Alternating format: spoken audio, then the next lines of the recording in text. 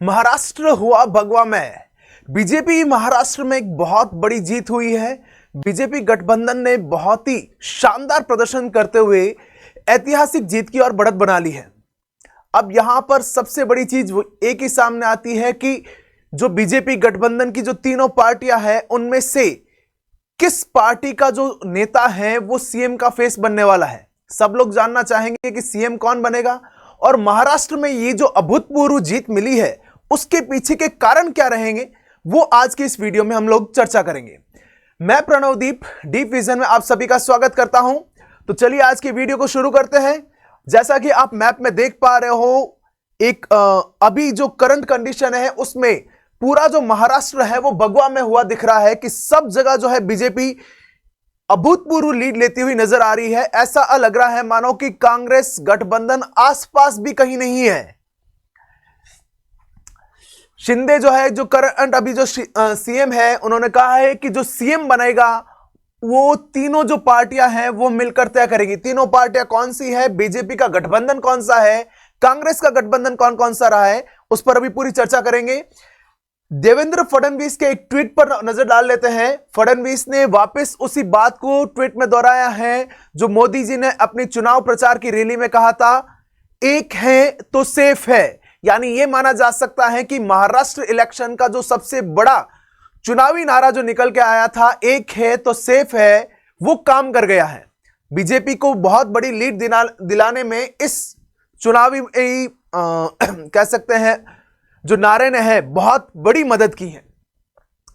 फडणवीस ने भी वापस कमेंट किया ये। अभी देखो, सबसे पहले हम बात करते हैं दोनों गठबंधन की। एक गठबंधन है महायुति गठबंधन और दूसरा है महाविकास अघाड़ी। महायुति गठबंधन जो है वो आपका बीजेपी का जो गठबंधन है, बीजेपी प्लस गठबंधन जो है उसे महायुति गठबंधन नाम दिया गया है। और कांग्रेस का जो गठबंधन है वो महाविकास अघाड़ी है। बीजेपी के गठबंधन में एक तो बीजेपी, शिवसेना जो शिंदे ग्रुप वाली शिवसेना है वो बीजेपी ग्रुप में है और ठाकरे ग्रुप वाली जो शिवसेना है वो कांग्रेस के साथ है। और एनसीपी के भी दो हिस्से हैं, एक अजीत पवार वाली बीजेपी के साथ है और शरद पवार वाली कांग्रेस के साथ है।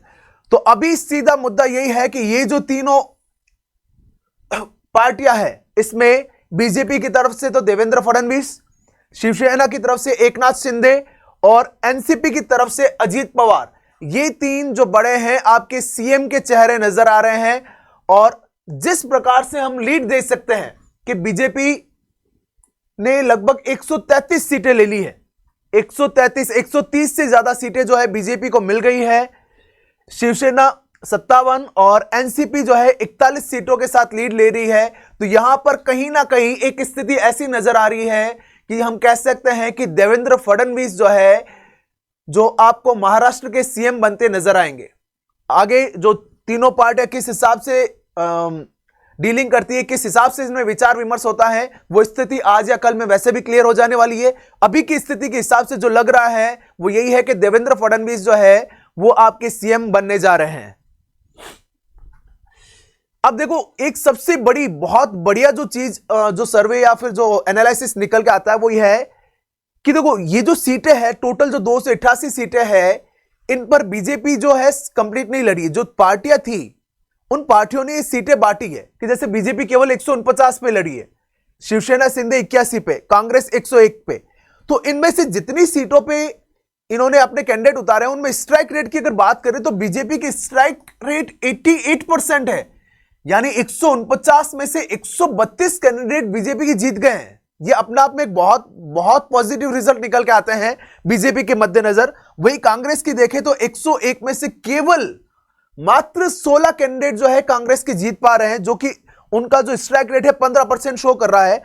और एनसीपी शरद पवार की बात करें तो उनकी 86 में से केवल 10 सीटों पर जीत मिली है, जो कि लोवेस्ट स्ट्राइक रेट 11% की स्ट्राइक रेट को शो कर रहा है।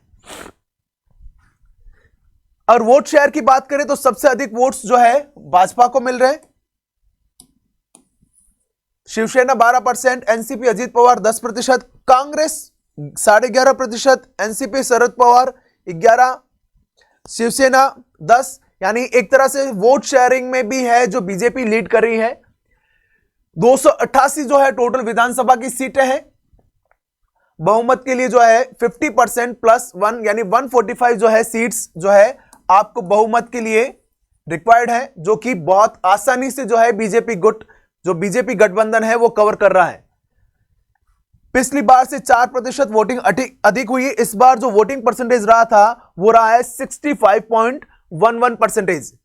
एक और बहुत बढ़िया जो है सर्वे या फिर एनालिसिस आपको यहां पर हम लोग बता दें कि अगर 2024 में अभी जो लोकसभा चुनाव हुए थे, जहां जहां लोकसभा चुनाव हुए और वहां की वोटिंग को अगर हम लोग विधानसभा के रिजल्ट में अगर कन्वर्ट करें तो ये रिजल्ट हमारे सामने आते हैं कि लोकसभा चुनाव के हिसाब से बीजेपी को 2024 में 79, कांग्रेस 63, शिवसेना 40, शिंदे गुट, उद्धव गुट 57, अजीत पवार ग्रुप 6 और शरद पवार ग्रुप 34 सीटें लेते नजर आने चाहिए थे। लेकिन विधानसभा चुनाव में जो परिणाम है वो अप्रत्याशित रहे।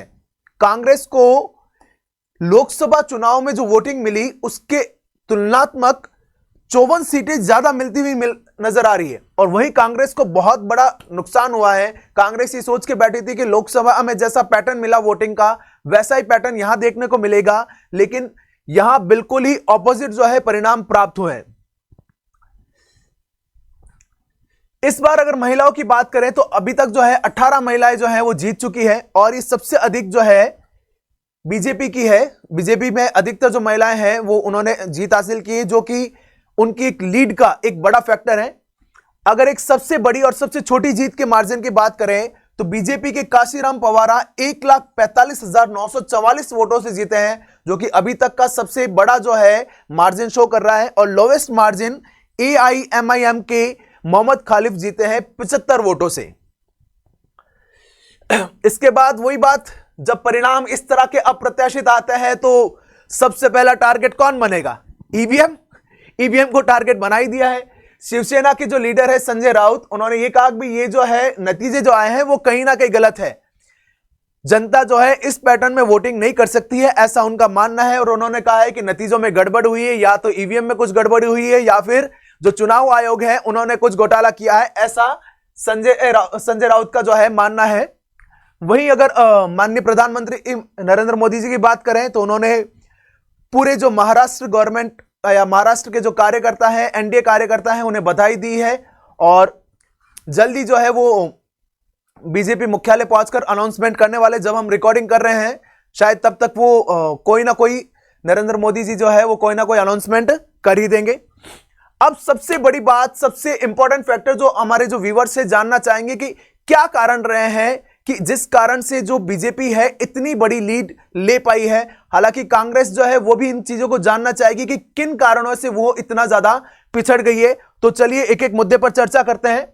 सबसे बड़ा जो फैक्टर कह सकते हैं, जो लाडकी बहन योजना है वो चुनाव में बहुत बड़ी भूमिका नजर आई है कि लाडकी बहन योजना के तहत महिलाओं के खातों में हर महीने एक निश्चित राशि भेजी जाने लगी, जिससे महिला वोट बैंक जो है बीजेपी के लिए बहुत बड़ा है। फिर ये जो नारा है, पीएम मोदी ने जो चुनाव में जो नारा दिया था, एक है तो सेफ है, सारे हिंदुत्व को जो वोट बैंक लेने के लिए या फिर जो कह सकते हैं कि ओबीसी वोट को फोकस करने के लिए ये जो नारा दिया गया था, ये नारा बहुत बढ़िया इफेक्टिव तौर पर जो है काम कर गया है। विदर्भ क्षेत्र जो है, विदर्भ क्षेत्र में महायुति गठबंधन ने बहुत विशेष ध्यान दिया है, क्योंकि लोकसभा के इलेक्शन में विदर्भ क्षेत्र से इतनी बेहतर सीटें या इतने बेहतर जो है वोटिंग परसेंटेज प्राप्त नहीं हुए थे। तो इस बार विदर्भ के किसानों के साथ महायुति कंटिन्यूसली खड़ी रही और ग्राउंड लेवल पर बहुत अच्छे से काम किया गया। हिंदू मुस्लिम वोटों को लुभाने की में सफल। तो यहां पर केवल जो है हिंदुत्व जो वोट्स है कि एक खेत सेफ है, तो हिंदुत्व के वोट को ही नजरिए पे नहीं रखा है, मुस्लिम वोट बैंक को भी इन्होंने साधने की कोशिश की है। इसमें जो सबसे बड़ी मदरसा के जो शिक्षकों की सैलरी को जो बढ़ाया था वो कहीं ना कहीं मुस्लिम वोट बैंक को आकर्षित करने में फायदेमंद रहा है। लोकल नेताओं से करा, इस बार जो है बीजेपी ने क्या किया, कोई स्टार प्रचारक नहीं ले गए कि बड़े बड़े नेता नहीं ले गए, जो वहां के लोकलाइट्स थे, जिनको लोग जानते थे, जिनके साथ कनेक्ट हो सकते थे, उनसे प्रचार कराया। और ये जो प्रचार का तरीका था फडणवीस जी का, वो कहीं ना कहीं बहुत बढ़िया तरीके से जो है काम कर गया है। संघ और बीजेपी एक साथ नजर आए, यानी यहां पर जो बीजेपी और संघ ने है बहुत एक साथ मिलकर बहुत इफेक्टिव तरीके से काम किया है। संघ के जो स्वयंसेवक है उन्होंने भाजपा का संदेश लेकर वो हर एक दरवाजे पर गए और जो डोर टू डोर कैंपेनिंग हुई है उसी का ये पॉजिटिव रिजल्ट सामने आया है। टोल प्लाजा से टोल हटाने का फैसला लिया गया, जो कि क्या दिखती बात है, अगर लोगों के जेब में पैसा रुक रहा है तो लोगों का सरकार पर जो है विश्वास बन रहा है, और ये विश्वास ही है जो परिणाम में नजर आया है। विपक्ष के पास मुद्दों की कमी। अब शिंदे सरकार जो थी वो बहुत जगह बढ़िया काम कर रही थी, कुछ जगह नेगेटिव इफेक्ट भी थे, लेकिन विपक्ष जो है ना तो नेगेटिव हिस्सों को शो कर पाए, ना ही कोई दूसरे जो है ठोस मुद्दे चुनाव प्रचार में या फिर अपने मैनिफेस्टो में शो कर पाए, जिस आधार पर कि लोग उन्हें वोट दे पाए। तो ये सभी प्रमुख मुद्दे रहे हैं जो कि चुनाव में बीजेपी की बहुत बड़ी जीत के लिए कारगर साबित हुए। अब बात वापस वही आती है कि सीएम कौन बनेंगे, देवेंद्र फडणवीस बनने वाले हैं या एकनाथ शिंदे ही आने वाले हैं या फिर एनसीपी को मौका मिलेगा। तो जो परिणाम नजर आ रहे हैं कि अगर यही कंडीशन रही तो बीजेपी अकेली जो है 145 प्लस सीटें शायद क्रॉस कर भी जाए या फिर केवल 2 जने मिलकर भी क्रॉस कर सकते हैं। तो कहीं ना कहीं बीजेपी को एक बड़ी लीड है और देवेंद्र फडणवीस जो है सीएम का चेहरा हो सकते हैं। आपका इसमें क्या राय है? आप क्या चाहते हैं कि सीएम कौन बनना चाहिए? कमेंट में हमें जरूर बताएं और चैनल को सब्सक्राइब जरूर कर ले ताकि सारे जो नोटिफिकेशन है वो आपको मिलते रहें, और वीडियो को शेयर जरूर कर दीजिएगा। धन्यवाद।